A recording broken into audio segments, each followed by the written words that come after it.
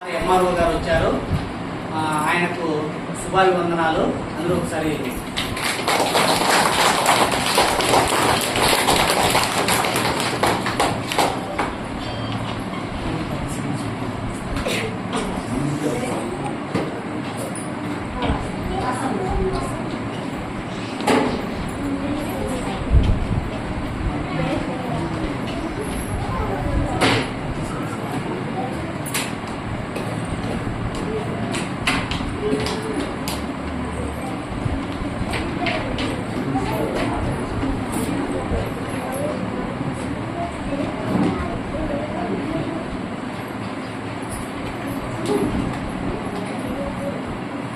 మన పాఠశాలలో విద్యార్థుల హాజరు లాస్ట్ ఇయర్ వచ్చేసి 1వ తరగతి 95.6% ఉంది, 2వ తరగతి 86.8% ఉంది, 3వ తరగతి 90.5%, 4వ తరగతి 24.6%, 5వ తరగతి 94.6% ఉంది.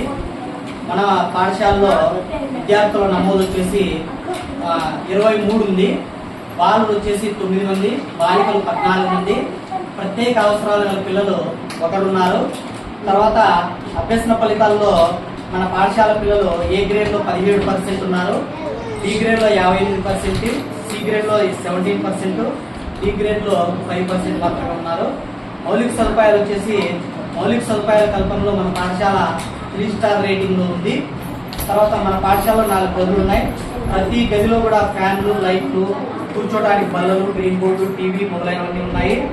బాలబాలికలకు ప్రత్యేకంగా మరుగుదొడ్లు ఉన్నాయి, ఆర్ఓ ప్లాంట్లు ఉన్నాయి. తర్వాత గ్రంథాలయ పుస్తకాలు, తర్వాత డొక్కా సీతమ్మ మధ్యాహ్న బడి భోజనం మన పిల్లలందరికీ అందిస్తున్నాం. డొక్కా సీతమ్మ మధ్యాహ్న బడి భోజనంలో 100% గ్రోత్ ఉంది మన పాఠశాలలో.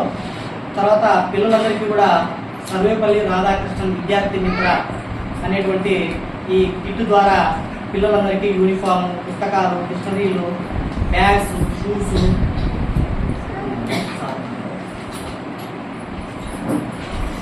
సాక్స్,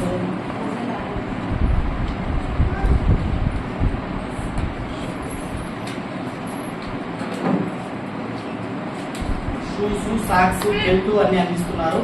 వీటిని మీరు రోజువారీ ఉపయోగించేలా విద్యార్థులందరినీ కూడా ప్రోత్సహించాలా. మీరు ప్రతిరోజు ధరించేట్టుగా చూసుకోవాలి. ఇవన్నీ కూడా మన పాఠశాల ఆటలు, క్రీడలు క్రమశిక్షణ పెంపొందించడం కోసం ప్రభుత్వం మనకు క్రీడా కిట్లు కూడా ఇచ్చింది. రోజు సాయంత్రం కూడా మనము ఆడిస్తున్నాం పిల్లల చేత.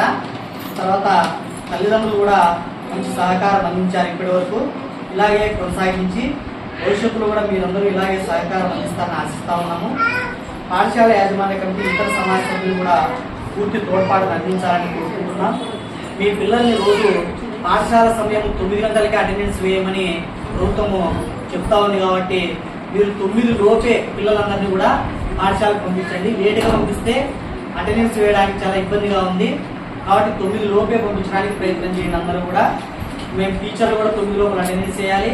పిల్లల అటెండెన్స్ కూడా 9 గంటల లోపలే మనము వేయాల్సి ఉంటుంది.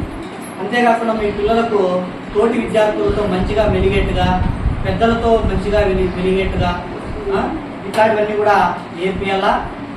ఎవరైనా స్త్రీలతో ఎట్లా వ్యవహరించాలా, బాయ్స్ కానీ గర్ల్స్ కానీ ఎట్లా వ్యవహరించాలా అనేది కూడా నేర్పించాలా. మనం ఇట్లాంటివన్నీ నేర్పియాల పిల్లలకి. దాని ద్వారా పిల్లలకి నైతిక విలువలు అనేటివి బాగా పెరిగే అవకాశము ఉన్నది. ఏ విద్యార్థులైనా ఏదైనా మార్పులు కనిపిస్తే మాకు వెంటనే తెలియజేస్తే ఎందుకు ఆ పిల్లడు అట్లా ఉన్నాడు అని మేము అడిగి ఆ సమస్య పరిష్కారాన్ని కూడా తెలియజేయడం జరుగుతుంది. అంతేకాకుండా మన పాఠశాల అభివృద్ధికి అందరూ సహకరించాలని కోరుతా ఉన్నాం. లైబ్రరీ పుస్తకాలు కూడా ఉన్నాయి మనకు. లైబ్రరీ పుస్తకాలు పిల్లలకి ఇచ్చి చదివించి, అంతేకాకుండా దానిపైన